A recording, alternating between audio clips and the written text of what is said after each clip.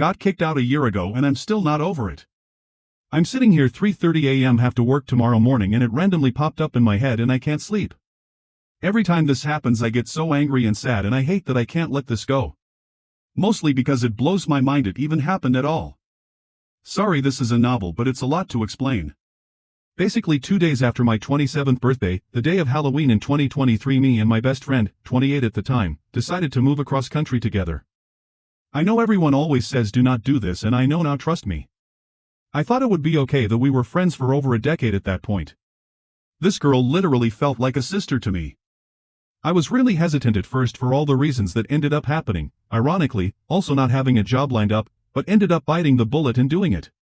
Felt like if I could trust anyone it would be her. We made all sorts of plans on stuff we would do when we moved and I was feeling excited. She got an offer for her dream job in Oklahoma. Yes, Oklahoma, so not even a place that was ever on my radar. But my own family moved out of the state I was living in. The state I was living in was not much better and I didn't have a good job keeping me there either. I thought maybe a fresh start would be good.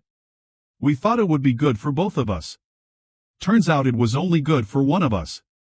Not even a month after we move in she gets a boyfriend. It's a guy she works with.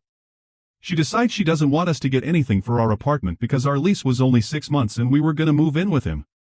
Her boyfriend was extremely wealthy, his father a billionaire. He lived in a penthouse. I was working a pretty low-income job, one that I scrambled to find when we got there, so I can't afford to get any furniture by myself. I also got rid of everything just to move out there. I had been sleeping on an air mattress. So things really weren't great from the get-go. Things with them were moving super fast. The guy pretty much lived at our apartment and they had already talked about getting married. Keep in mind our 6-month lease wasn't even close to over yet. I liked the guy, he seemed nice enough and we all got along. However, I was starting to feel pretty depressed because the best friend I moved across country with slowly stopped talking to me. We were just roommates. I felt like I was just used to bring her there. She couldn't drive, and ditched me not only months later in this random state where I knew no one yet. My closest family lived 18 hours away one direction and my friends lived 18 hours away another direction. I started to feel pretty isolated and depressed. Now at this point we had been living here for 4 months, we had 2 months left on our lease. My friend decided we should move in her boyfriend's penthouse now and we wouldn't have to pay rent and it would be so much nicer than where we currently were living. We didn't even have a chair in this place. In hindsight I should have said no. I was in a strange situation and she was the only anchor I had in this place. I thought well it couldn't be that bad, he was nice, maybe too nice. I had my doubts but ended up doing it anyways. Not to mention saving money on rent was honestly a pretty big factor. I had talked to him personally to make sure it was okay and he was 100% down so we moved in. It got bad fast. I mean faster than I thought it could tbh. Her and I had an argument one week, pretty much that ever since we moved she had distanced herself almost completely from me. I was living with this couple where I now felt like a stranger and the dynamics just made me feel more depressed. We used to talk constantly.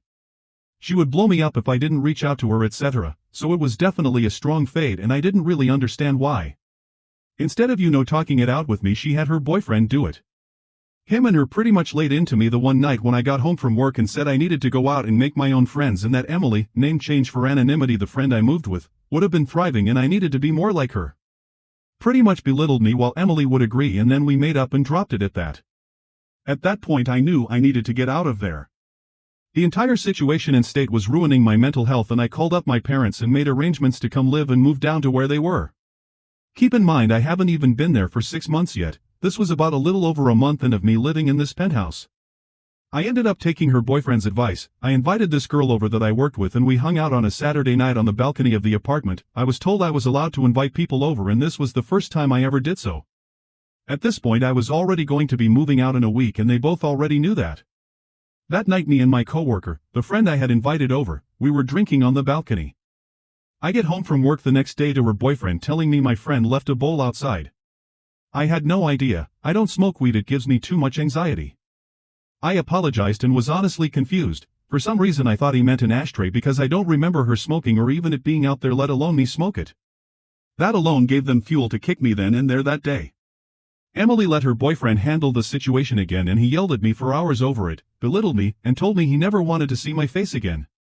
That I was stupid and that I'm lying. I asked for at least a week since they knew I had nowhere to go minus leaving the actual state itself and it was a no. Told them it would never happen again and he laughed and said it wouldn't because I'm leaving now. Attacked my character and everything because I worked a restaurant job and insinuated that I was a lowly alcoholic who probably spent all my money on drugs and alcohol and didn't have my shit together and that's why I couldn't have the week to move. It turns out he had gone through my room that day and multiple times before that. The hard rule when I moved in was no drugs because they both worked government jobs and it could mean drug testing if something like that was reported. Which I understand fully, but I never meant for any of that to happen. I don't even do drugs, lol. I was already trying to leave. I knew it was not a good place to be in and that day proved my best friend of 10 years was no friend at all. I packed up my car that night and drove across country at midnight and drove until I couldn't drive anymore. And today? I'm so glad I'm out of there, but I still can't get over all the hurt. I packed up my life for a friend who would no sooner throw me out for a guy because he was rich. And no, I haven't spoken to them since. They both texted me at 7 a.m. the next morning because they peeked in my room to see if I was still there. Gave me shit for forgetting to leave the key and leaving my mattress, and then I blocked them. Give someone less than 24 hours to move across country, it was the best I could do. Let me analyze this story for you. This story is a deeply painful and layered account of betrayal, emotional abandonment, class-based humiliation, and the collapse of a long-standing friendship. At its core, it is not just about a failed move or a toxic living situation, it's about the shock of realizing that someone you trusted like family could treat you as disposable the moment their circumstances changed. The protagonist entered this cross-country move in good faith, giving up her belongings, stability, and sense of home for a fresh start with someone she loved and trusted. But as soon as her friend found romantic and financial security through a wealthy partner, she rapidly shifted loyalties, emotionally withdrawing and slowly erasing the protagonist from the life they had just built together. This story captures the anguish of watching someone morph in front of your eyes, no longer seeing you as a partner in life but as a burden or inconvenience. The friend not only allowed her boyfriend to dominate their shared space but also delegated emotional confrontations to him, stripping the friendship of intimacy, respect, and communication.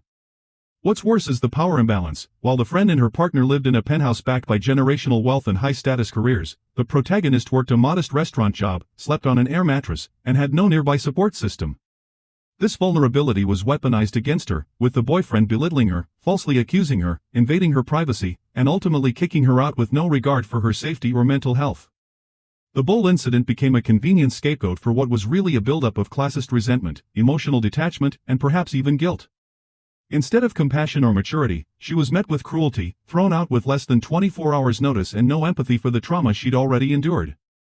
This betrayal cut so deeply not just because of the circumstances, but because it violates a decade-long friendship, built on shared trust and intimacy, that was discarded for status and convenience.